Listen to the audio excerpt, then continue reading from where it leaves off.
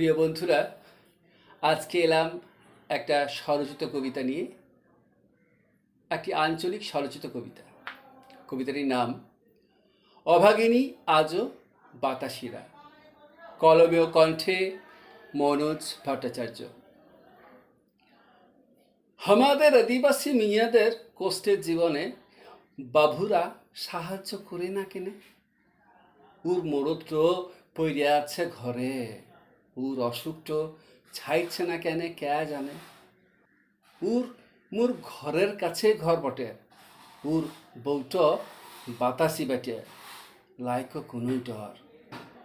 বাবুদের খামারের কাছে হুদের একটুক জমিন আছে, ওই জমিনেই যত্ন করিয়ে কাঁচা সবজির চাষটো করে বটে। সুন্দর সুন্দর সবজি বেছে নিয়ে বিক্রি করে হাটে বইসে বইসে।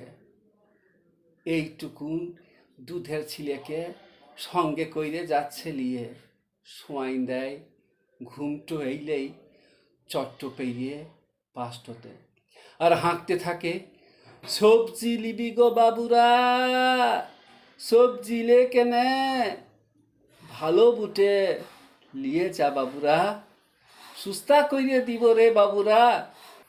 কেনে না সি জানে, এই সবজি বিক্রি হইলেই তবেই দুটো ভাত দিতে পাবে ছেলে মুরদের মুখে তুইলে। নমস্কার।